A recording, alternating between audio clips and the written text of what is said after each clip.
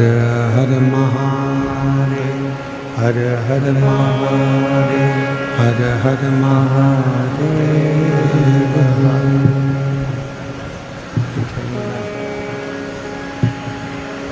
भगवान देवाधिदेव महादेव भगवान शिव, जिनकी पुनीत पावन पवित्र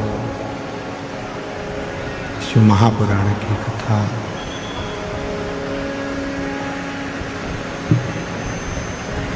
संपूर्ण विश्व के कल्याण हेतु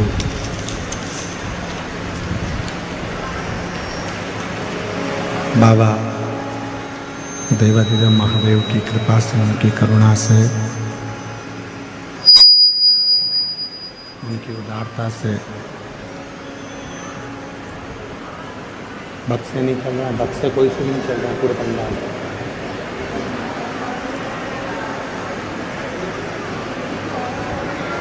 भगवान शिव की करुणा, कृपा, उनकी उदारता से ये पवित्र पावन शिव महापुराण की कथा श्रवण करने का सौभाग्य बाबा देवाधिदेव महादेव की कृपा से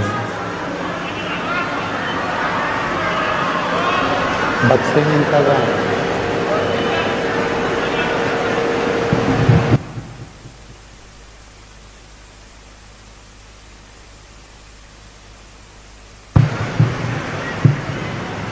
भगवान देवाधिदेव महादेव की कृपा से, करुणा से, उनकी उदारता, उनकी कृपा से, करुणा से ये पवित्र पावन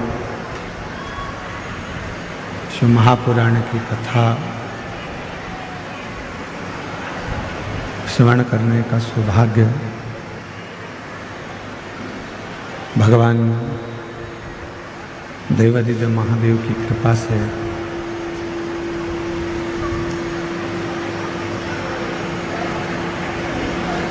शिरडी के इस पवित्र पावन लोनी गांव में ये पवित्र पावन शिव महापुराण की कथा श्रवण करने का सौभाग्य प्राप्त हुआ है। स्पीकर नहीं चल रहा है, स्पीकर नहीं चल रहा, पंडाल के स्पीकर भी नहीं चल रहा। भगवान देवाधिदेव महादेव भगवान शिव, जिनकी अविरल भक्ति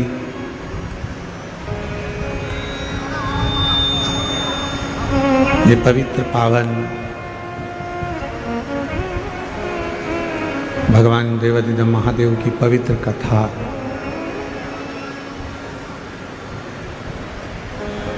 माननीय श्री नामदार राधा कृष्ण वी के पाटिल जी, श्रीमती शालिनी ताई वी के पाटिल जी, माननीय श्री डॉक्टर सुजय वी के पाटिल जी, श्रीमती धनश्री वी के पाटिल जी, माननीय श्री राजेंद्र वी के पाटिल जी, श्रीमती स्वर्णा वी के पाटिल जी, श्रीमान ध्रुव वी के पाटिल जी, श्री सुप्रिया ढोकने पाटिल जी, सुष्मिता ताई वी के पाटिल जी, लोनी शिरडी। एक बार यजमान परिवार के लिए जोरदार ताली बजाकर उनका स्वागत, वंदन, अभिनंदन, जिन्होंने इस पवित्र पावन शिव महापुराण की कथा को दिव्यता और भव्यता के साथ आयोजित किया।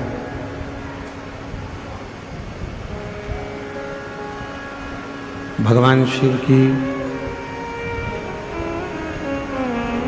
अविरल भक्ति और मुक्ति प्रदान करने वाली शिव महापुराण की यह पवित्र कथा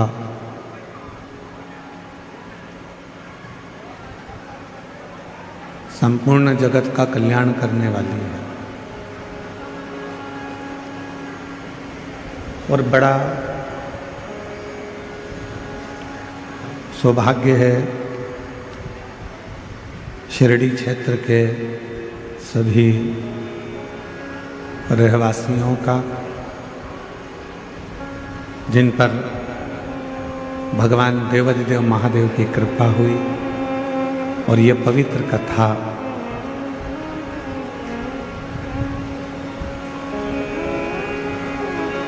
माननीय श्री नामदार राधा कृष्ण विखे पाटिल जी द्वारा डॉक्टर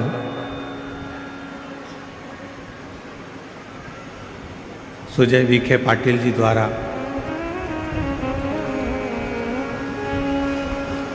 शिरडी के इस पवित्र क्षेत्र में पहुंची।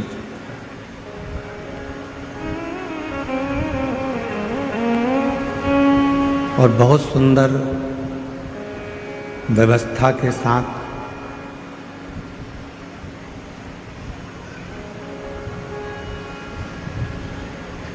ये पवित्र कथा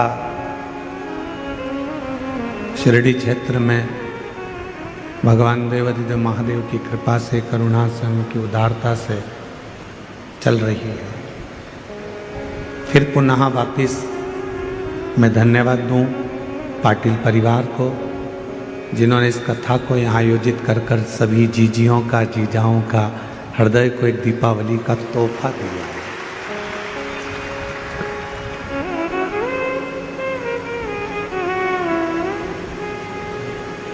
जैसे दीपावली पर कोई गिफ्ट देता है, कोई तोहफा दिया जाता है, उसी तरह माननीय श्री नामदार राधा कृष्ण विखे पाटिल जी द्वारा पूरे शिरडी क्षेत्र वालों को, पूरे शिरडी क्षेत्र वासियों को ये शिव महापुराण की कथा गिफ्ट रूप में प्राप्त हुई। गिफ्ट और तेरी कृपा बिना ना हिले एक भी अणु, लेते श्वास तेरी कृपा से तनु तनु। बखान क्या करूं मैं राखो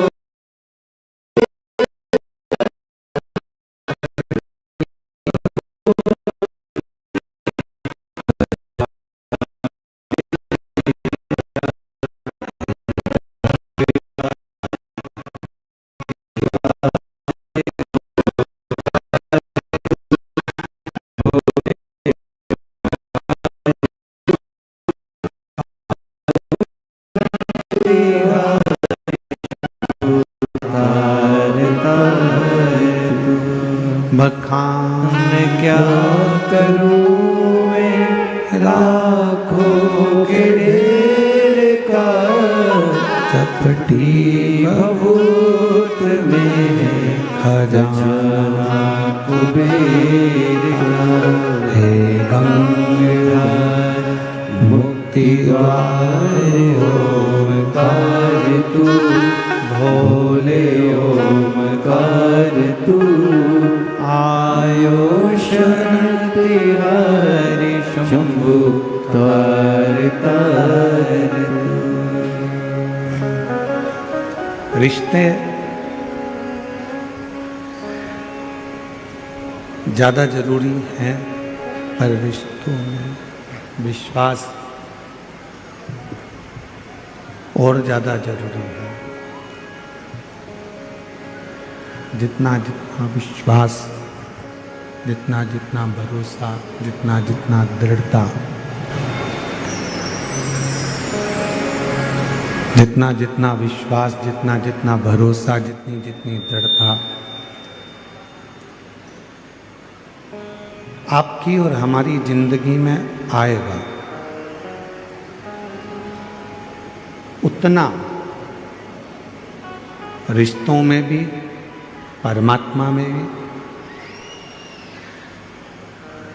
एक अलग से लगाव उत्पन्न होता चले जाएगा। पीछे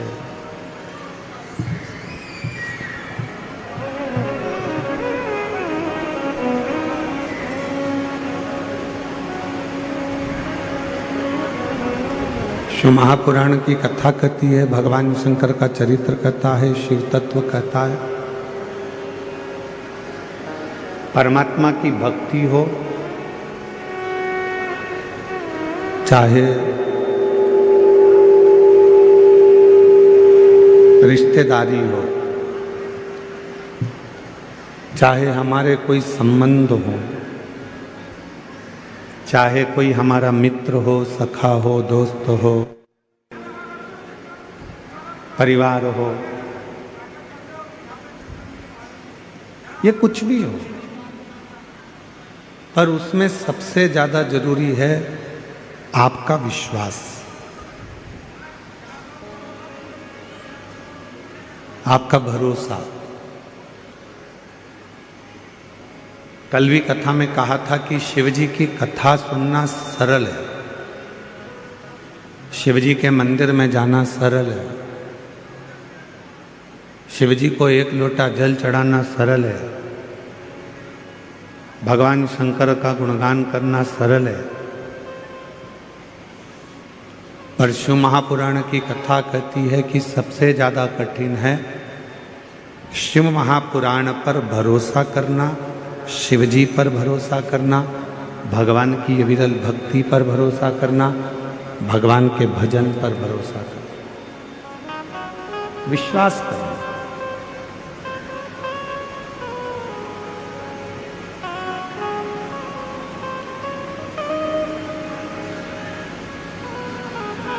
आपका भरोसा कितना है? आप शिव पर कितना विश्वास करते हो, कितना भरोसा करते हो, शंकर के कितने करीब आप पहुंचे हो, ये आपका विश्वास बताए।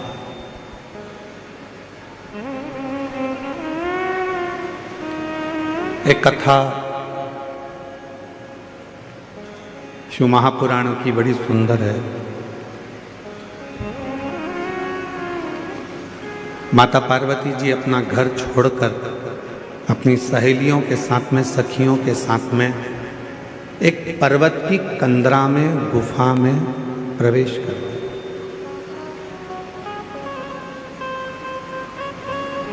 और उसी में माता पार्वती बैठकर शिव जी की साधना करने लगी, भगवान शंकर की भक्ति करने लगी। पहले तप करा, साधना करी,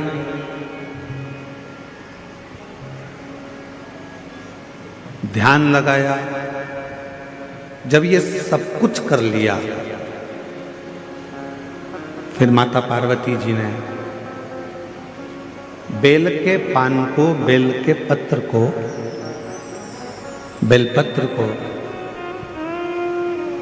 खाना प्रारंभ किया।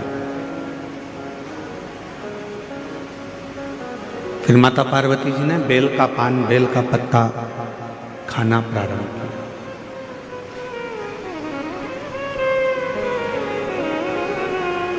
अब सूखे बेलपत्तों को खाती खाती पार्वती मैया दुर्बल हो गई, एकदम दुबली, एकदम दुर्बल। पानी भी नहीं पीती, भोजन भी नहीं करती, कोई फल भी नहीं खाती, केवल बेलपत्र को, केवल बेल के पान को, बेल के पत्ते को, बेलपत्र को खा रही।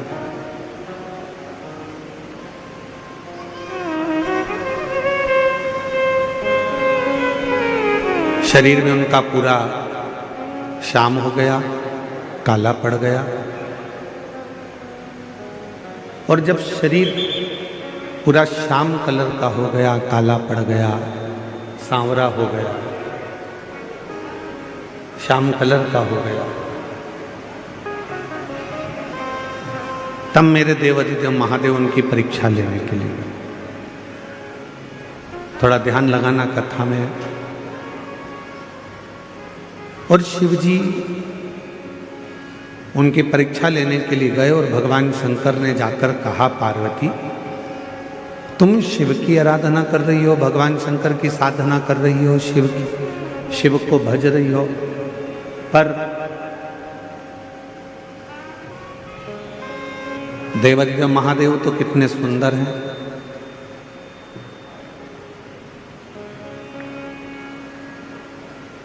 कर्पूर गौरम करुणावतारम संसार सारम भुजगेन्द्र। भगवान शिव तो इतने सुंदर हैं,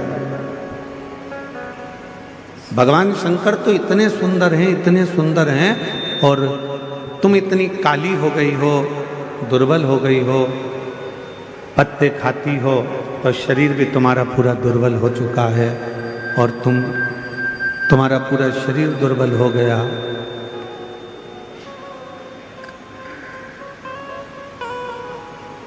और तुम्हारा शरीर पूरा दुर्बल हो गया, शरीर काला भी हो गया, दुर्बल भी हो गया। अब ये बताओ कि शिवजी तुमसे शादी करें तो करें कैसे? भगवान देवाधिदेव महादेव तुमको ब्याहें तो ब्याहें कैसे? कहाँ वो इतने गोरे और कहाँ तुम इतनी काली? कर्पूर गौरम करुणा संसार सारम भुजगेन्द्र सदा सन्तं हृदयारविन्दे भवं भवानी सहितं। अब शिवजी तो इतने गोरे हैं, भगवान शंकर तो इतने गोरे हैं, और पार्वती तुम काली हो, कृष्ण वर्ण हो गया तुम्हारा, दुर्बल हो गई तुम, इतनी दुर्बल हो गई तुम, कैसे शिवजी तुमसे ब्याहेंगे?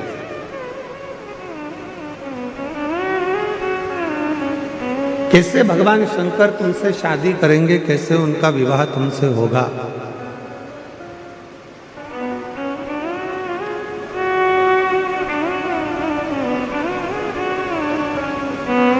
पार्वती जी ने हाथ जोड़े। जो देवाधिदेव महादेव आए थे रूप बदलकर, स्वरूप बदलकर, पार्वती जी ने उनके हाथ जोड़े, और हाथ जोड़कर माता पार्वती जी बोली कि प्रभु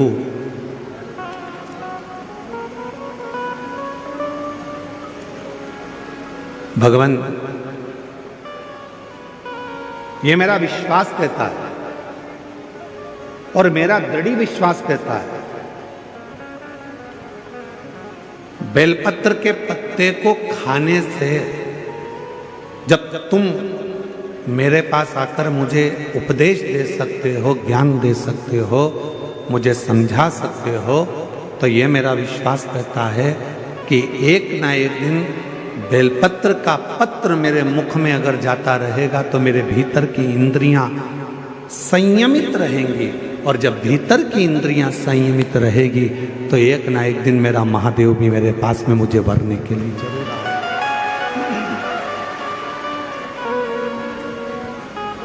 मुझे मेरा शंकर, मुझे मेरा महादेव, मुझे मेरा भोले बाबा मुझे वरने के लिए जरूर आए।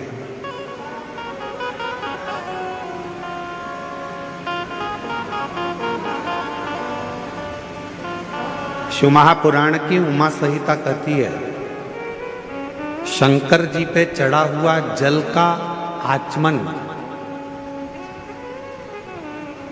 शिव जी पे चढ़े हुए जल का प्रोक्षण,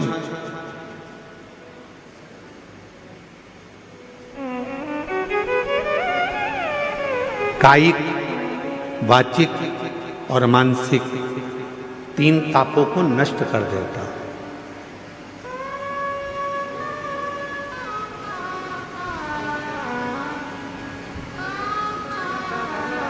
तीन तापों को मिटा देता है,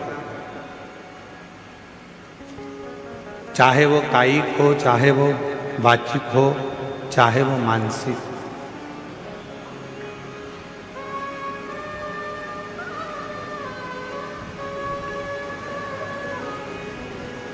और कोई ये ना कहे कि केवल सीहोर वाले महाराज जी कहते हैं कि शंकर जी पे चढ़ा हुआ जल पीना चाहिए। हम आप सबसे कहेंगे, जितने आस्था चैनल पर सुन रहे हैं, जितने तीनों पंडालों में और पंडालों के बाहर जितने भक्त बैठे हैं, पीछे गेट के बाहर, इधर वहाँ जहाँ तहाँ भक्त बैठे हैं, उन सबसे एक बात कहेंगे, आप हमारी बात पर भरोसा मत करो। आप तो गीता प्रेस गोरखपुर की शिव महापुराण लेकर आओ और उस शिव महापुराण को घर पर एक बार पढ़ कर देखो।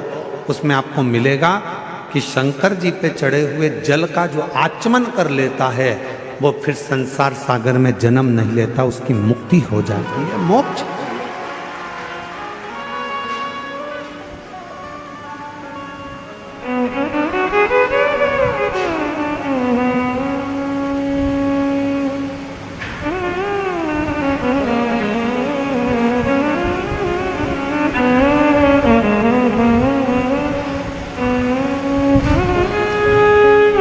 कल डॉक्टर साहब कह रहे थे, श्रीमान सुजय वी.के. पाटिल जी, कहा गुरुजी, जब पंडाल वाले को फोन किया गया और पंडाल वाले से कहा गया कि 5 लाख लोग एक साथ बैठ जाएं, ऐसा पंडाल बनाना है, तो पंडाल वाला बोला कि 5 लाख लोग पंडाल में आ जाएंगे।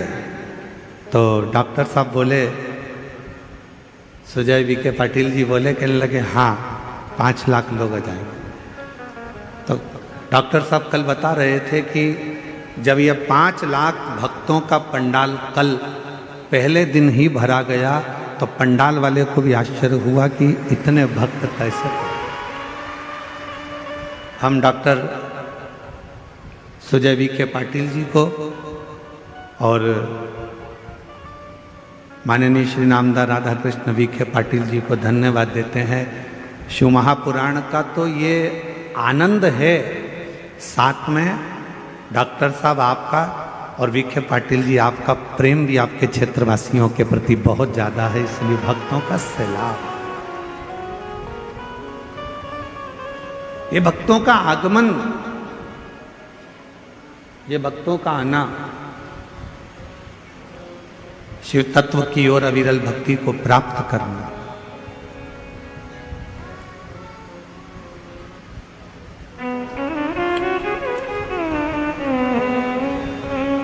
तुमरुका जी ने तो चंचुला देवी को कहा था कि चंचुला, शिव महापुराण की जो कथा है, शिव महापुराण की जो कथा है, ये कथा भी शिव को चढ़ा हुआ जल है, भगवान शंकर को समर्पित किया हुआ जल है। बाहर का रिटर्न आ रहा है पूरा चौंगों का।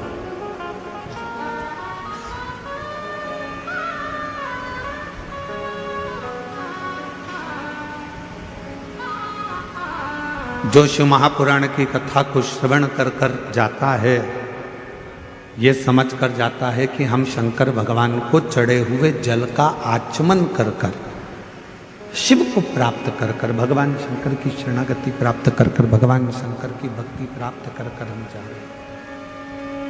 ये प्रेशर बढ़ाओ ना यहाँ का मंच का। हम शिव की अविरल भक्ति को प्राप्त कर कर जा रहे हैं।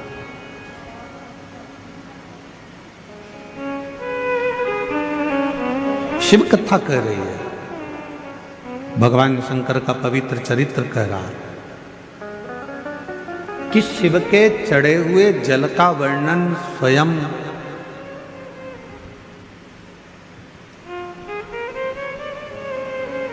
यमराज की जो धर्मपत्नी है, यमराज की जो धर्मपत्नी है जिसका नाम है धुमोरना, क्या नाम है उसका? धुमोरना। फिर से बोलो आप लोग, आवाज नहीं आई, डबल से बोलो, धुमोरना। ये यमराज की धर्म पत्नी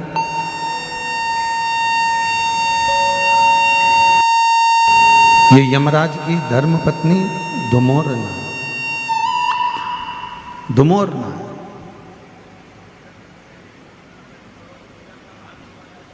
और यमराज की धर्म पत्नी धुमोरना, ये जल के महत्व को एक बार स्वयं ने धुमोरना ने पूछा था।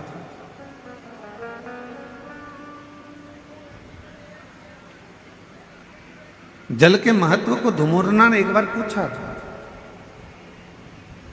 शिव महापुराण की कथा कहती है कि एक बार धुमोरना ने शंभु शरणे पड़ी मांगू घड़ी रे घड़ी दुख काटो दया करी ने दर्शन आपो शंभु शरणे पड़ी मांगू घड़ी रे घड़ी दुख काटो दया करी ने दर्शन आपो। धुमोरना ने एक बार देखा यमराज की साक्षी में भैंसे को।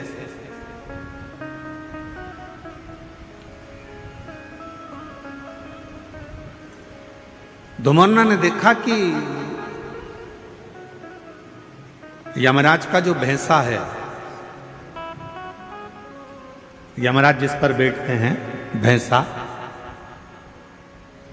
क्या नाम है उस भैंसे का जिस पे यमराज बैठते हैं? जम के बोलो जरा। यमराज जिस भैंसे पर बैठते हैं, जिस पाड़े पर यमराज बैठते हैं, जिस भैंसे पर यमराज बैठते हैं, उसका नाम क्या है? उसका नाम है पौंड्रक। क्या नाम है? पौंड्रक। तो एक बार धुमोरना ने उस पौंड्रक को देखा, उस भैंसे को देखा कि भैंसा क्या करता है कि यमराज प्राण खींचते हैं और प्राण खींचकर किसी को लेकर जाते हैं और भैंसा उसको खूब त्राड़ देता है, उसको खूब मारता है, सींग से रोनता है, पांव से कुचलता है, उसको परेशान करता जाता है। भैंसा उसको खूब परेशान करता है। पर धुमोरना ने फिर एक जगह देखा कि धुमोरना ने देखा कि वो भैंसा एक जीव को यमराज लेकर जा रहे थे, पर उस भैंसे ने उसको कोई कष्ट नहीं दिया, भैंसे ने उसको कोई परेशान नहीं किया।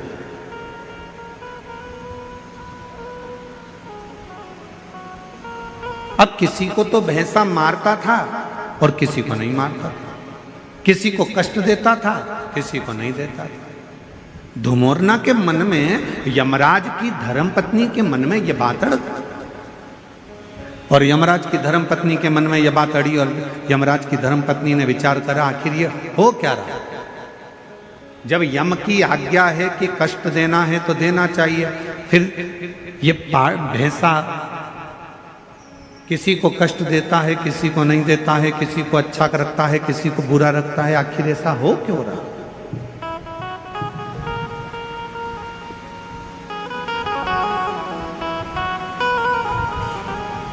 धुमोरना ने भैंसे को बुलाया और भैंसे को बुलाकर धुमोरना ने कहा, क्यों रे पौंड्रक, ये बता कि किसी को यमराज जब खींच कर लेकर जाते हैं, प्राण जब छूटते हैं, तो किसी को तो तू बहुत कष्ट देता है, किसी को तो तू खूब मारता है, कष्ट देता है, परेशान करता है, उसको खूब खूब रोनता है, पाँव से भी रोनता है, सींगों से भी रोनता है, किसी को तो बहुत कष्ट देता है।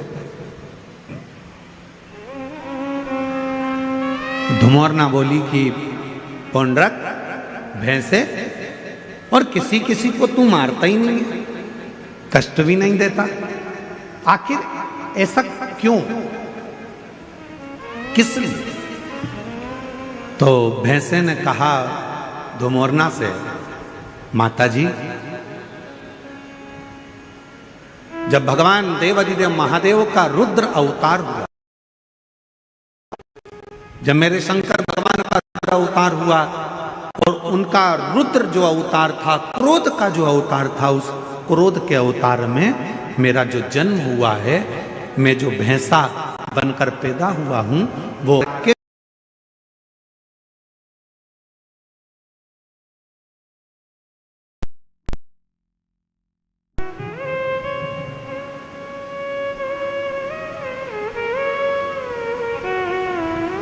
और मेरा जन्म हुआ रुद्र की जंघा से। जब मेरा जन्म हो गया रुद्र की जंघा से, तो मैं समझ नहीं पाया कि मैं कहां जाऊंगा। तब देवाधिदेव महादेव ने कृपा कर कर मुझे यमराज को दे दिया और मैं यमराज का सेवक बन गया। यमराज ने कहा कि तुम यदि मेरे पास में रहोगे तो मेरी आज्ञा का पालन करना पड़ेगा। तो देवाधिदेव महादेव जी ने कहा कि यमराज को मैंने तुम्हें दिया है तो तुम्हें इसकी आज्ञा का पालन करना है, तुम आज्ञा का पालन करो। और यमराज की आज्ञा का पालन धुमोरना से भैंसा कहता है कि मैं करने लगा। पर शिवजी ने मुझे कहा कि ए पौंड्रक, एक बात सुन, तू यमराज का भैंसा जरूर बनेगा, तू यमराज के पास जरूर रहेगा, पर एक काम करना, तुझे मैंने जन्म दिया है, मेरी जंघा से तू उत्पन्न हुआ है। रुद्र कहते हैं यदि कोई संसार का मनुष्य, पशु, पक्षी, जानवर, जलचर, थलचर, कोई मानव, उसके शरीर में अगर शिवलिंग पर चढ़ा हुआ जल, शंकर का चढ़ा हुआ जल यदि उसके शरीर पर कहीं लगा हो या उसके मुख में शंकर का चढ़ा हुआ जल पड़ा हो, तो उसे तो त्राण मत देना, उसे कष्ट मत देना, उसको सीधे मार्ग से लेकर, उसको तू त्राण मत देना, उसको तू कष्ट मत देना, उसको तू सीधे मार्ग से लेकर, उसको तू परेशान मत करना।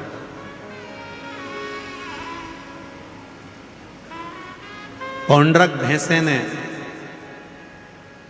वचन दे दिया देवाधिदेव महादेव को कि मैं वचन देता हूं रुद्रदेव, ये मेरा वचन है, जिसके मुख में शिव का चढ़ा हुआ जल होगा, जिसके शरीर पर शंकर का चढ़ा हुआ जल छीटा गया होगा, उसको ना यमराज परेशान करेगा ना ये भैंसा परेशान करेगा, वो सीधे कैलाश धाम की ओर जाए। अब हम आपसे पूछें, उत्तर दीजिएगा जरा, जितनी मेरी शिरडी की जीजियां बैठी हैं, जितने मेरे जीजा बैठे हैं, सब उत्तर दें। मरने वाले व्यक्ति के मुख में कौन सी पवित्र नदी का जल दिया जाता है? जम के बोलो जरा। गंगा का जल। तुरंत जाओ जल्दी से गंगा का जल इसके मुख में डाल दो। कभी किसी ने पूछा अपने पूर्वजों से, अपने बुजुर्गों से कि मरने वाले के मुख में गंगा जल क्यों दिया जाता है? कभी किसी पवित्र व्यक्ति से पूछा कि मरने वाला व्यक्ति का जब उसको जब शमशान ले जाया जाता है तो उसके शरीर को गंगा जल डालकर पानी से नहलाया जाता है, साफ करा जाता है? कभी किसी ने अपने बुजुर्गों से पूछा कि मरने वाले के मुख में गंगा जल क्यों देते हैं? मरने वाले के मुख में गंगा जल क्यों दिया जाता है? मरने वाले के ऊपर गंगा जल का प्रोक्षण क्यों करा जाता है? गंगा जल क्यों छीटा जाता है? उसका एक कारण, रुद्रदेव ने जिस भैंसे पर यमराज बैठते हैं वो पौंड्रक भैंसा, रुद्रदेव ने उस भैंसे को कहा था अगर किसी के शरीर पर शिव का चढ़ा हुआ जल हो या मुख में शंकर का जल हो तो उसको तू यम की कैद मत देना। गंगा जल कहाँ चढ़ा है? शंकर की जटा पर। तो गंगा का जल कहाँ से निकलता है? शिव की जटा से। तो शंकर का चढ़ा हुआ जल ही गंगा जल है। इसलिए जब गंगा जल किसी को दे दिया जाता है, उसके शरीर में गिर जाता है, उसके मुख में पड़ जाता है, फिर वो त्राण नहीं भोगता, उसे कष्ट नहीं, उसे परेशानी नहीं।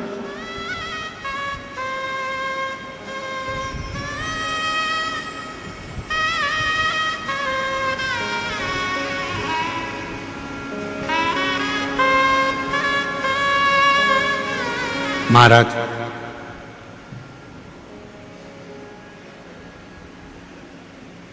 पहले ऐसा नियम था, अब आजकल तो बहुत सारे नियम बदल गए।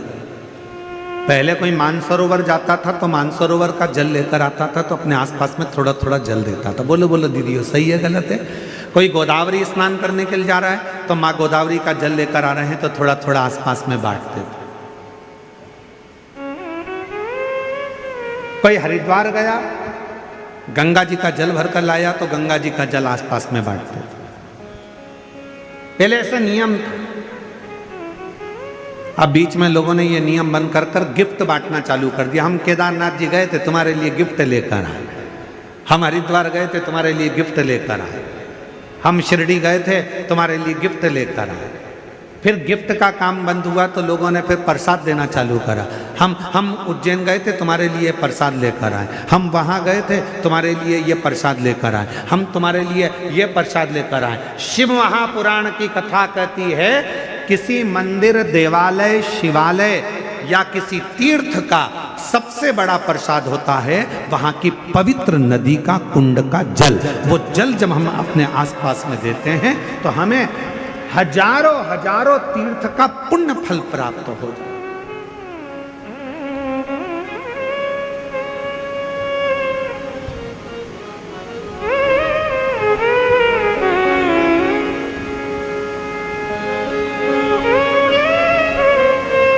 उस तीर्थ का जो जल है वो सबसे ज्यादा पवित्र। कहां गए थे भैया? हरिद्वार गए थे। क्या लेकर आए? प्रसाद नहीं लाए। फिर कहाँ गए थे भैया?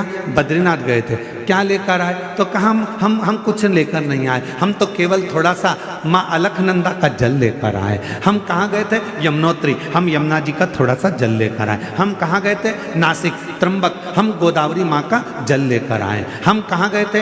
तो ओमकारेश्वर, हम माँ नर्मदा का जल लेकर आए। हम कहाँ गए थे? उज्जैन महाकाल। क्या लाए? थोड़ा सा क्षिप्रा महारानी का जल लेकर आए। हम कहाँ गए थे? प्रयागराज। क्या लाए? त्रिवेणी का जल लेकर आए। उस जल की महत्वता, पर लोगों ने उस जल की महत्वता को कम कर दिया। कहाँ गए थे? मानसरोवर। क्या लेकर आए? शिव जी का मानसरोवर का जल लेकर आए। थोड़ा थोड़ा सा जल, भले एक बूंद दिया जाए, पर वो जल में दूसरा जल मिलाकर उस जल को जब वितरण किया जाता है तो शास्त्र कहता है, जो मानसरोवर नहीं गया, जो उज्जैन नहीं गया, जो हरिद्वार नहीं गया, जो काशी नहीं गया, जो त्र्यंबक नहीं गया, अगर वहाँ का जल, पवित्र नदी का जल, कुंड का जल यदि हमारे घर में आ जाता है, हम भले उस स्थान पर नहीं गए, पर वो जल का जब हम प्रोक्षण करते हैं, आचमन करते हैं, तो हमें उसी तीर्थ का पूरा पुण्य फल उसी क्षण प्राप्त हो जाता है।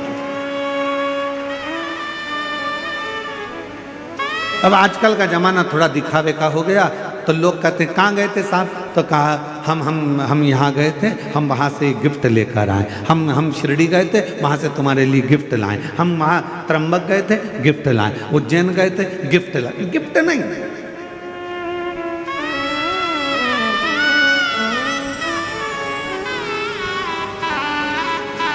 अभी कथा में हमने कहा था, जलगांव की कथा में, कि करवा चौथ पर तुम्हारा पति तुमको गिफ्ट दे,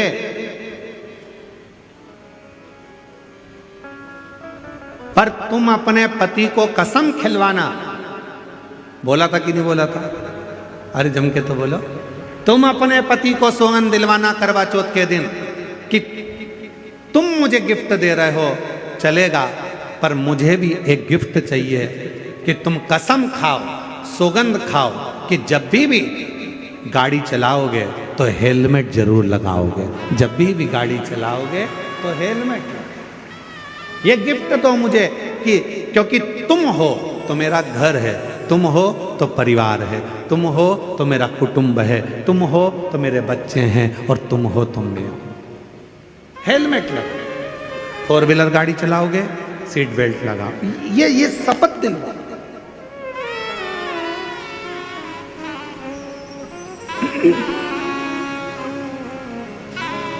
और मैंने तेरे ही भरोसे बाबा, तेरे ही भरोसे हवा बिच उड़ती जावांगी बाबा, डोर हथो छड़ी ना में कटी जावांगी। भोले मैं तेरी पतन, शंभो मैं तेरी पतन, हवा बिच उड़ती जावांगी बाबा, डोर हथो छड़ी ना में कटी जावांगी। भोले मैं तेरी पतन, शंभो मैं तेरी पतन। सबसे बड़ा गिफ्ट है, सबसे बड़ा दान है तीर्थ का जल जो तुम लेकर आए हो, वो तीर्थ के जल को सबको दे।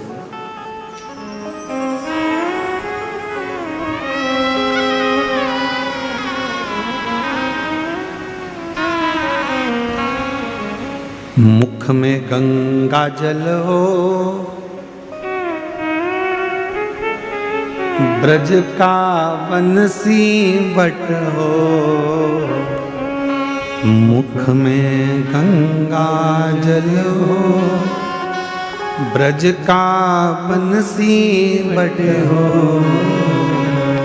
मेरा काशी वाला निकट हो, जब प्राण तन से निकले, मेरा काशी वाला निकट हो, जब प्राण तन से निकले। काशी वाला क्यों निकट हो? क्योंकि माता पार्वती जी ने शिव जी से 2 वर मांगे थे काशी में। पहला वर काशी में मांगा था माता पार्वती जी ने कि जिस पति पत्नी में झगड़ा हो उसमें प्रेम बहुत बढ़े। इसलिए आज भी पति पत्नी का आपस में झगड़ा होता है तो उनमें प्रेम बढ़ता है। पति झगड़ा कर कर जाता है, ऑफिस से आते से ही पूछता है क्यों तेरी मम्मी कहाँ गई, तुरंत पूछता, मतलब झगड़ा समाप्त, प्रेम। और पार्वती जी ने दूसरा वर मांगा था शिव जी से कि काशी में जो मरेगा उसको गुरु मंत्र तुमको देना पड़ेगा, काशी में मरने वाले को मोक्ष मंत्र आपको देना पड़ेगा। इसलिए शास्त्र की रीति है, हमारे यहाँ काशी खंड स्कंद पुराण का वर्णन करता है कि काशी में मरने वाले के कान में भगवान शंकर तारक मंत्र प्रदान कर देते हैं, और वो तारक मंत्र सुनते से ही काशी में मरने वाला फिर जन्म नहीं लेता, वो शिव का गण बनकर शंकर के धाम में शिव के आनंद में रहता है, फिर वो जन्म मरण के प्रपंच से छूट जाता है।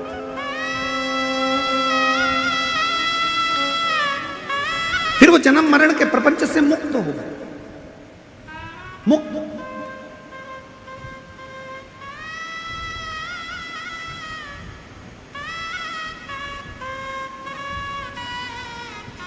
शिव महापुराण का काशी खंड कहता है, ध्यान, स्कंद पुराण का काशी खंड कहता है, कभी योग लगे तो स्कंद पुराण के काशी खंड को पढ़िएगा। मैं माननीय पाटिल साहब को बहुत बहुत इसके लिए धन्यवाद दूंगा। माननीय नामदास राधा कृष्ण विखे पाटिल जी को, डॉक्टर सुजय विखे पाटिल जी को मैं इस चीज के लिए धन्यवाद दूंगा कि काशी खंड में, स्कंद पुराण के काशी खंड में लिखा है, जो कार्तिक के महीने में भगवान शंकर की अविरल भक्ति करता है, जो कार्तिक के महीने में शिव महापुराण की कथा यदि एक बार भी श्रवण कर लेता है, उसको सहस्त्र अश्वमेध यज्ञ का फल तुरंत प्राप्त हो जाता है। मैं पाटिल परिवार को धन्यवाद इसलिए दूंगा कि उन्होंने कार्तिक महीने में ये शिव महापुराण की कथा शिरडी के इस क्षेत्र में कराकर संपूर्ण शिरडी वासियों को अश्वमेध यज्ञ, एक अश्वमेध यज्ञ नहीं, सहस्त्रों, हजारों, लाखों अश्वमेध यज्ञ का फल केवल कार्तिक महीने में ये 5 दिन के शिव महापुराण कराकर उन्होंने सबको प्रदान कर दिया। सब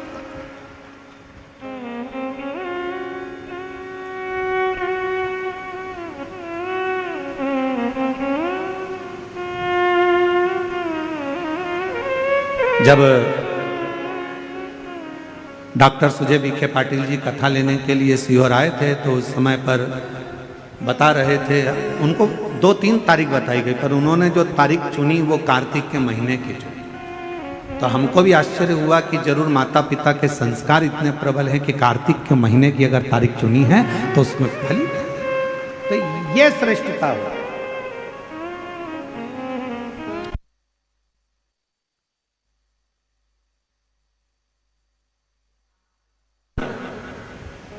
तो हमने जब डॉक्टर सुजय विखे पाटिल जी जब कथा लेकर चले गए तो हमने बाद में आशीष को कहा, हमने कहा जरूर सुजय विखे पाटिल जी ने स्कंद पुराण पढ़ के रखी होगी तो उनको काशी खंड याद होगा कि कार्तिक महीने में कथा सुनने से हजारों यज्ञ का फल प्राप्त होगा। हमने कहा जरूर उनको ये बात का ज्ञान होगा कि कार्तिक महीने में एक कथा भी यदि कोई दिल से श्रवण कर लेता है, शिव नाम ले लेता है, शंकर का स्मरण कर लेता है, शिव नाम की स्तुति कर लेता है, शंकर का अविरल भक्ति को धारण कर लेता है। शिव महापुराण की कथा कहती है, भगवान शंकर का चरित्र कहता है। आप और हम तो अपने घर पर दिवाली मनाते हैं, 33 कोटि देवी देवता काशी के घाट पर, गंगा के घाट पर दीपावली मनाते हैं। काशी के घाट पर दीपावली का पर्व मनाया जाता है।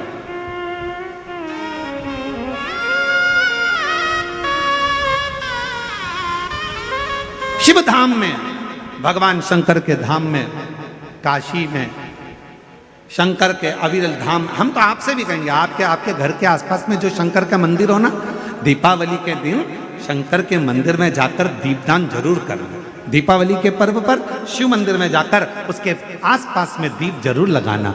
क्यों? आपको वही फल प्राप्त होगा जो काशी में देवताओं ने दीप जलाकर प्राप्त किया, वही।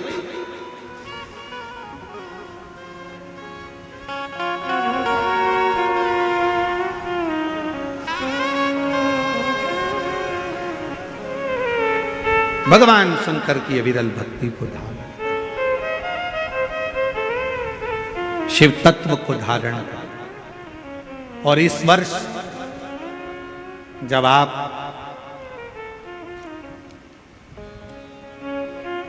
बीस अक्टूबर को दिवाली मनाएं और 20 तारीख को जब आप दीपावली का पर्व मनाएंगे, हमारे यहाँ भी दीपावली कुबरेश्वर धाम पर 20 तारीख की है, खजाना रहता है, ऐसा ही क्रम दीपावली पर्व का रहता है। तो 20 तारीख को जब आप दीपावली मनाएं तो इस वर्ष सबको कहूंगा, जितने भी आस्था चैनल पर कथा सुन रहे हैं, जितने फेसबुक यूट्यूब पर कथा श्रवण कर रहे हैं, यदि आपकी जिंदगी में 4 दिन दुकान चल रही है, 4 दिन बंद पड़ी है, व्यापार थोड़े दिन चलता है, थोड़े दिन बंद हो जाता है, आपके विद्रोही, आपके दुश्मन आप पर कहीं ना कहीं से इधर से उधर से वार कर रहे हैं, या आपका लक्ष्य आपको प्राप्त नहीं हो रहा, कोई बहुत मेहनत करता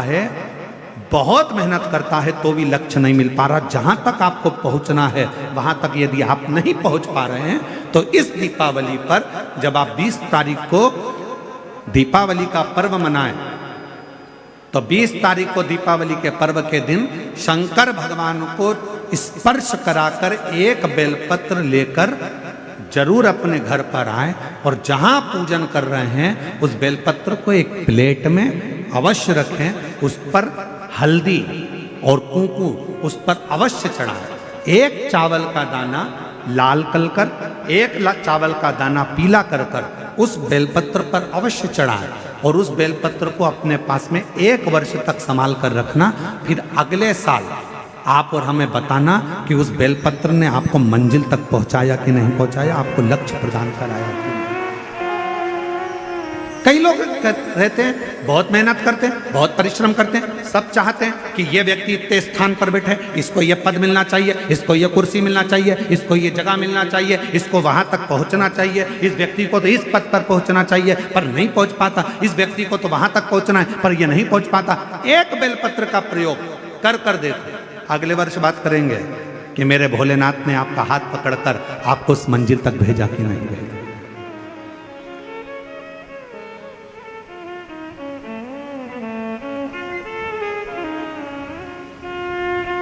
कई व्यापारी, कई किसान कह देते हैं, अरे गुरुजी हमारी फसल पिट गई, अब की बार हमारी जो पिक थी वो पूरी की पूरी पिट गई, हमारा पानी ने बेकार कर दिया, हमारा इसने बेकार कर दिया, हमारा उसने बेकार कर दिया। बेचारा किसान कर्जे में होता चले जाता है, तकलीफ में होता चले जाता है। हम उनसे भी कहेंगे एक बार प्रयोग कर कर देखिए, एक बेलपत्री का दीपावली की रात्रि को, और अब की बार दीपावली का पर्व 20 अक्टूबर को जो मनाया जा रहा है, 20 अक्टूबर दीपावली पर्व के दिन एक बार प्रयोग कर कर देखिए कि वो बेलपत्र शिव जी को लगाया हुआ। क्यों? क्योंकि भगवान शंकर ने माता लक्ष्मी को जब भगवान विष्णु को दिया था, क्योंकि माता लक्ष्मी की माँ ख्याति देवी तो लक्ष्मी जी का विवाह शिव जी से करना चाहती थी, पर शंकर जी ने मना कर दिया था कि मैं विवाह नहीं करूंगा, इनको तो नारायण को दे दो। तो लक्ष्मी जी को भगवान शंकर ने जब यहाँ आया, तब माता लक्ष्मी ने वर दिया, भगवान शंकर से प्रार्थना करी, आप मुझे आज्ञा करो। शंकर भगवान ने कहा, जिस दिन तुम पृथ्वी पर भ्रमण करने के लिए आओ और जिस स्थान पर बेलपत्र विराजमान हो, उस स्थान पर तुम सदा विराजमान हो जाओ। वहां से फिर अविरल बोल बम का नारा है। इतना धीमा बोलोगे तो शिरडी वालों कल्याण तुम्हारा। अच्छे से बोलो जरा, बोल बम का नारा है। हर हर महादेव। शिव तत्व की प्राप्ति।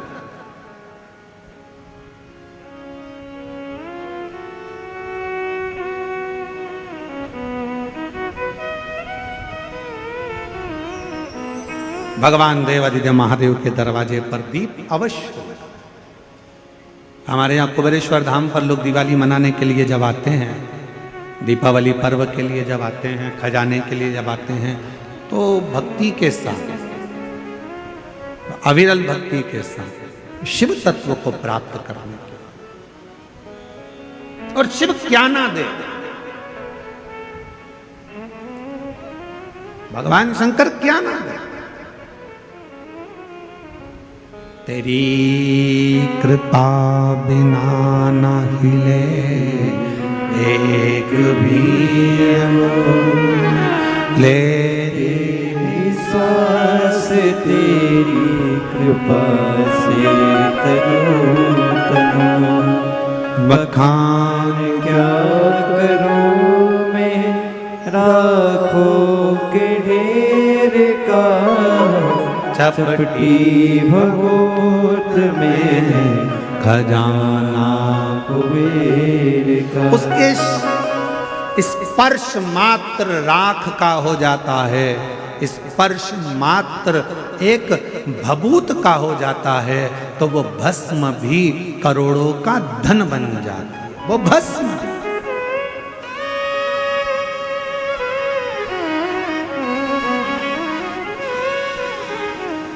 इसलिए शिव महापुराण की कथा कहती है, एक लोटा जल सारी समस्या का हल।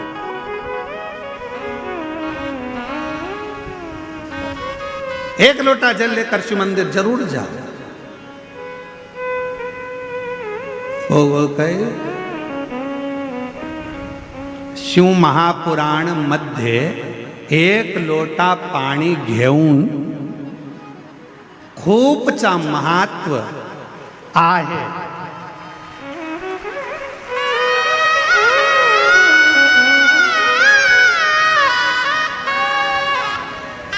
शिव महापुराण में एक लोटे जल का बड़ा महत्व बताया है, बड़ा महत्व।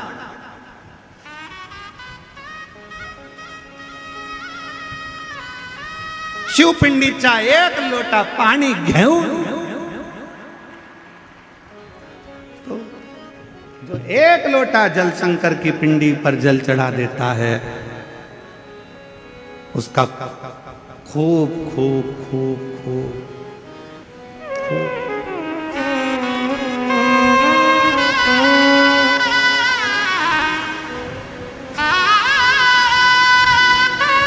और तेरी कृपा का क्या है भरोसा, कब किस पर हो जाए, जरा सी हम पर कर दो, जरा सी हम पर कर दो। तेरी कृपा का क्या है भरोसा, कब किस पर हो जाए, जरा सी हम पर कर दो, जरा सी हम पर कर दो। जिस पर भी हो गई तेरी कृपा करुणा वो भव पार हुआ, भव पार हुआ।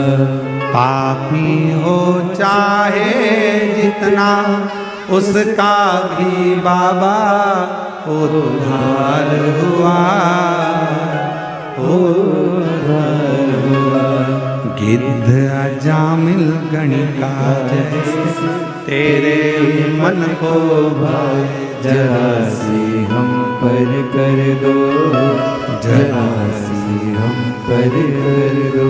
तेरी कृपा का क्या है भरोसा, कब किस पर हो जाए, जरा सी हम पर कर दो, जरा पर कर दो। तेरी कृपा का क्या है भरोसा, कब किस पर हो जाए, जरा सी हम पर कर। ये उसकी उदारता है, ये उसकी करुणा है, ये उसकी कृपा है, ये उसकी दया है। आप दिल से उसको पुकारो, वो दिल से झोली भरता है। आप दिल से पुकारो, दिल से कहो उसको, दिल से विनय करो उसको, दिल से निवेदन करो उसको, वो सुनेगा, आएगा, देगा, झोली भरेगा, जाएगा।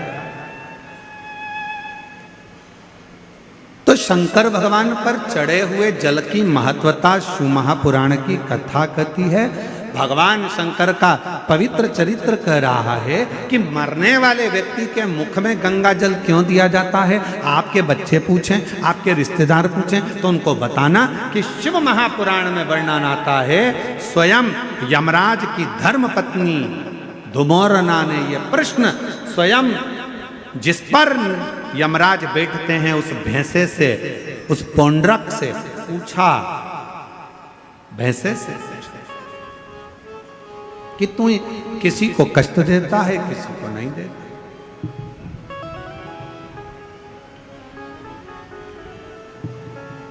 किसी को तो तू अच्छे से लेकर जाता है और किसी को रुला रुला कर लेकर जाता है। बात क्या?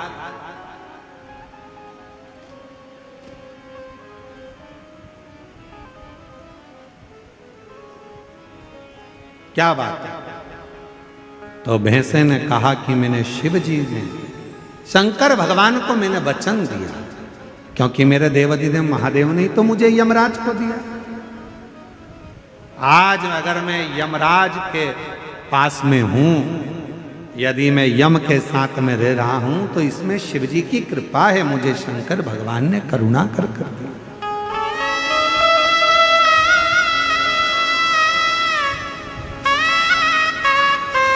ये शिव की उदारता से मुझे मिला।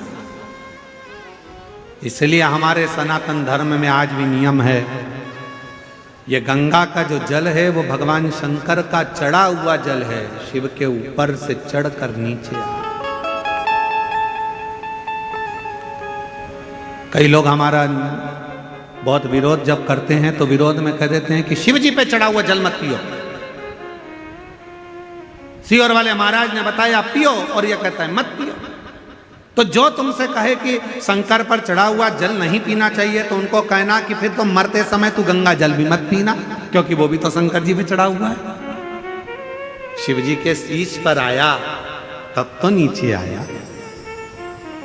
शिव महापुराण की कथा कहती है कि धुमोरना से, यमराज जी की धर्म पत्नी से स्वयं भैंसा कह रहा है, वो पौंड्रक भैंसा कह रहा है कि शिव की कृपा, शंकर की। कहा जिसके ऊपर शंकर का चढ़ा हुआ जल का प्रोक्षण हो, जो शिव का चढ़ा हुआ जल का आचमन कर ले, कहा उसको फिर कोई नरक के भोग ना भोगना।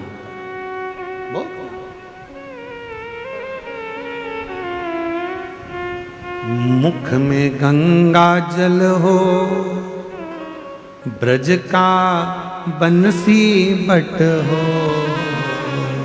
मुख में गंगा जल हो, ब्रज का बंसी बट हो। मेरा काशी वाला निकट हो, जब प्राण तन से निकले। मेरा काशी वाला निकट हो, जब प्राण तन से निकले।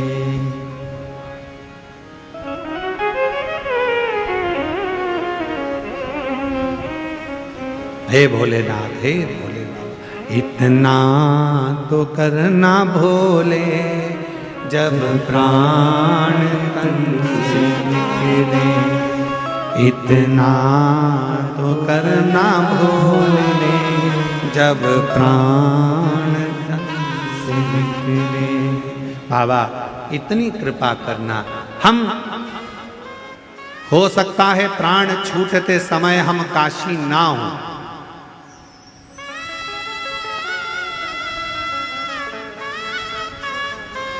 हो सकता है प्राण छूटते समय हम काशी ना हो, पर यदि हमने शंकर भगवान आपको एक लोटा जल चढ़ाया है तो इतनी कृपा जरूर करना, हम भले काशी में ना हो पर काशी वाला हमारे करीब में जरूर हो। ऐसे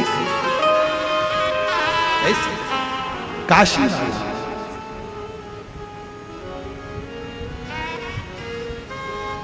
ये कृपा करना, ये करुणा करना, ये दया करना।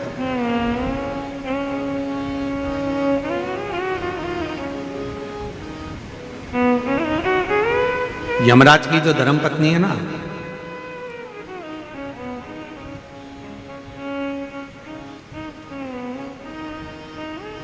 ये शिव की बड़ी उपासक है।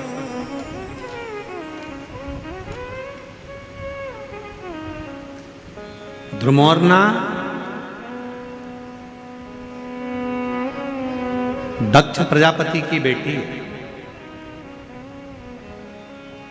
शंकर भगवान की धर्म पत्नी भी माता सती भी दक्ष प्रजापति की बेटी है।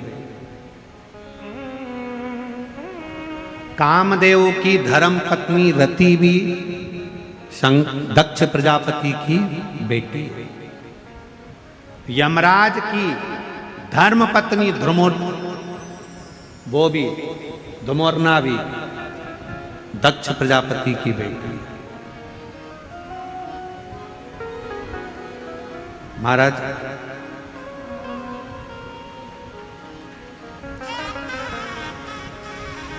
एक कथा बड़ी अच्छी आती है ध्रुमोर्ना के विवाह की। बड़ा सुंदर प्रसंग आता है कि ध्रुमोर्ना ने ध्रुमोर्ना ने अपने पिता दक्ष प्रजापति से निवेदन करा और ध्रुमोर्ना ने अपने पिताजी से निवेदन करा कि मेरा जो हाँ विवाह करो जो मृत्यु को जीत ले, जो मौत को विजय प्राप्त कर ले, जो मृत्यु पर विजय प्राप्त कर ले, उससे हमारा विवाह। ध्रुमोर्ना ने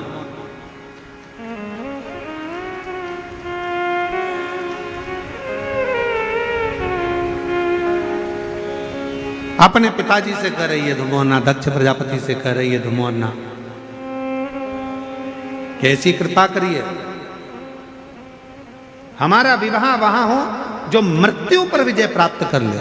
तो इतने में दक्ष प्रजापति ने विचार करा, ठीक है अगर आप ऐसा कहते हो तो आपके लिए हम वही वर ढूंढेंगे जो मृत्यु पर विजय प्राप्त कर ले। तो उनके लिए उसी समय पर दक्ष प्रजापति ने यमराज को लाकर खड़ा कर दिया। तो ध्रुमोर्ना ने देखा कि यमराज इसका तो पूरा स्वरूप बड़ा कृष्ण है, काला है और भयंकर स्वरूप है। तो इतने में ध्रुमोर्ना ने कहा कि पिताजी इनसे विवाह, तो कहा ये यमराज है, इससे विवाह कर लीजिए। धुमरना ने अपने पिताजी का कहना माना, हां भर ली। शादी के मंडप में धुमरना पहुंच गए। जरा ध्यान से सुनना, शादी के मंडप में धुमरना पहुंच गए।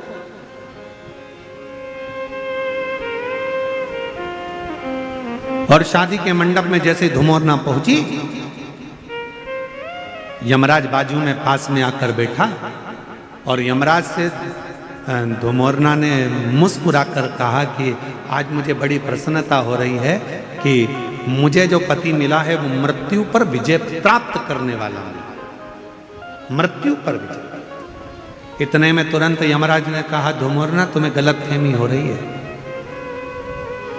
मैं मृत्यु पर विजय प्राप्त नहीं करता हूं, मैं व्यक्ति को मृत्यु देता हूं। इतने में तो धुमरना उठकर खड़ी हो और धुमरना ने विचार करा कि मेरा विवाह उसके साथ हो रहा है जो मृत्यु प्रदान करता है, और मैंने तो अपने पिताजी से कहा था कि जो मृत्यु पर विजय प्राप्त करे मेरा विवाह उससे होना चाहिए। इतने में तुरंत यमराज ने कहा कि मृत्यु पर मैं विजय प्राप्त नहीं कर सकता, पर धुमरना मृत्यु पर तो केवल एक है जो विजय प्राप्त कर सकते हैं, पर उनका विवाह माता सती के साथ, तुम्हारी बहन के साथ हो चुका है, और वो देव अधिदेव महादेव हैं जो मृत्यु पर विजय प्राप्त कर लेते।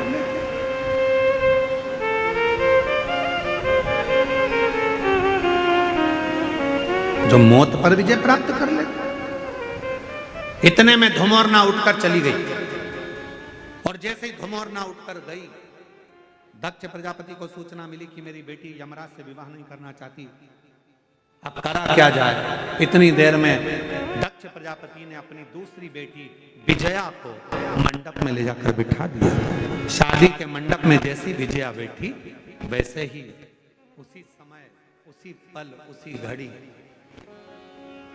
सती ने धुमरना से पूछा कि बहन क्या बात है, तेरी शादी हो रही है, दूल्हा भी अच्छा है, वर अच्छा है, सब कुछ ठीक है, फिर तू शादी क्यों नहीं करना चाहती। धुमरना ने कहा, मैंने अपने पिता दक्ष प्रजापति से वर मांगा था कि मेरा विवाह हो तो उसके साथ हो जो मृत्यु पर विजय प्राप्त कर ले, पर मेरे पिताजी तो विवाह कर रहे हैं जो मृत्यु की दंड देता है, मृत्यु की सजा देता है, उस यमराज से विवाह कर रहे हैं जो मौत देता है। तो क्या हुआ? कोई बात नहीं। सती ने कहा कि तू चिंता मत कर धुमरना, तू चाहती है कि मृत्यु पे विजय प्राप्त करने वाले से तू विवाह करे, तू उससे विवाह तो नहीं कर सकती, क्योंकि तेरी बहन सती का विवाह देव अधिदेव महादेव से मृत्यु पर विजय प्राप्त करने वाले से हुआ है। पर इतना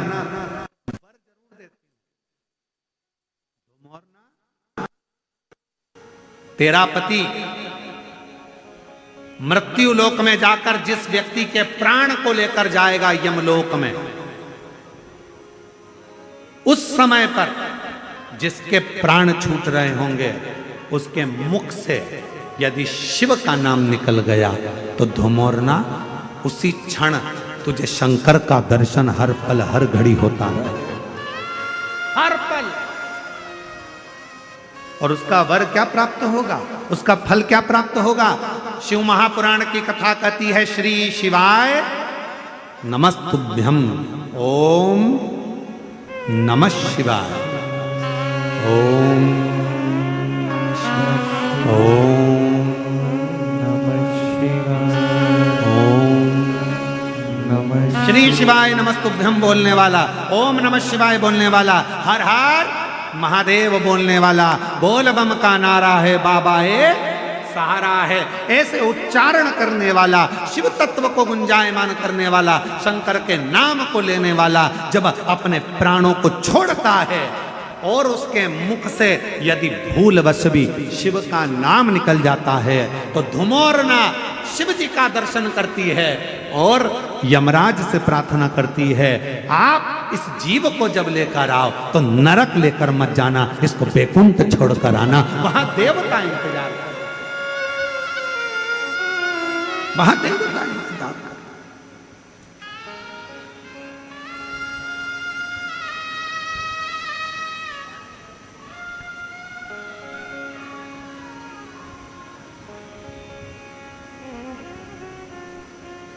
इसलिए आप लोगों से निवेदन है, ऐसी सुभाना आए ना ऐसी शाम, ऐसी सुभाना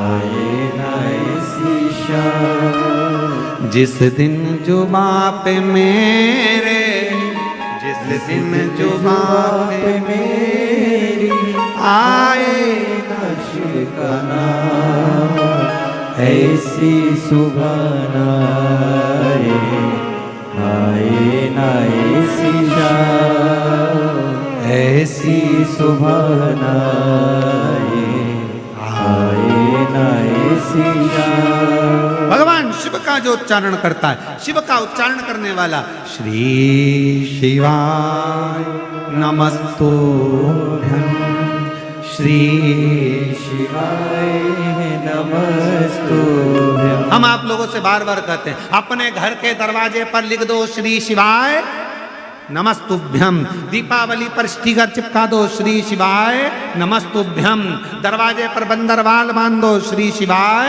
नमस्तुभ्यम।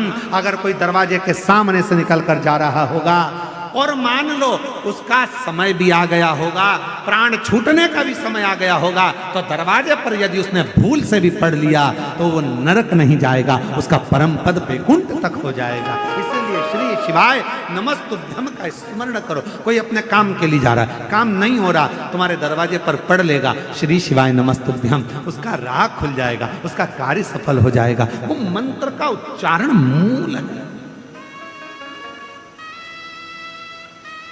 कितना फल है मंत्र का, देखो एक पत्र देखिए,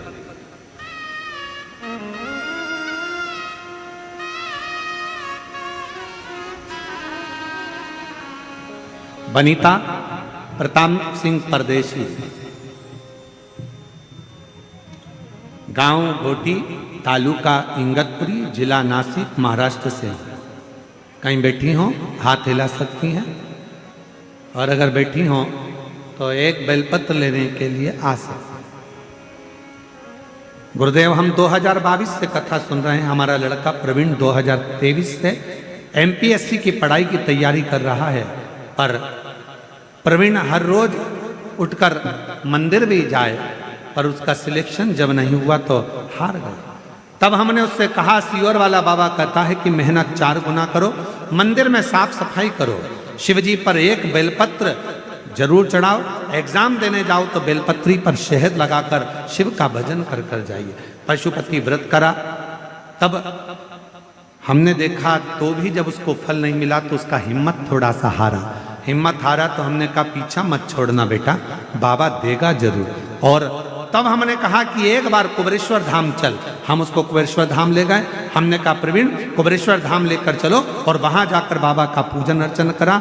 आज बाबा को धन्यवाद देती हूँ कि मेरे उस बेटे का सिलेक्शन हो गया और बेटा उच्च पद पर अधिकारी बनकर बैठ गया। मैं बाबा को यहाँ प्रणाम करने के लिए। एक पत्र देखिए बड़ा सुंदर,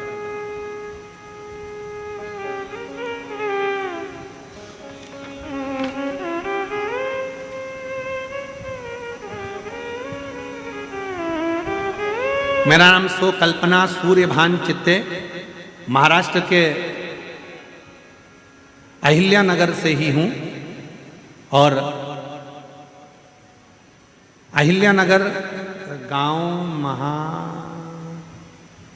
महाकालवाड़, जरा पढ़ो, जरा पढ़ के बताओ। महाकालवा गांव, ठीक है, श्री रामपुर अहिल्या नगर से। बाबा मेरी शादी को 22 साल हो गए थे, पर मुझे संतान नहीं हुई। बाबा मेरे यहाँ बच्चा नहीं था, संतान का सुख नहीं था। बहुत सारे दवाखाना दिखाए लेकिन उसका कोई फायदा नहीं हुआ। हमने सभी आशा छोड़ दी थी। तभी एक सूरज की किरण जैसे खबर मिली जो मैं आज बताने जा रही हूँ। मेरी बहन गुरु ननंद ने बताया कि भोले बाबा की कथा में जाओ, वहाँ बाबा सभी समस्या का हल करते हैं।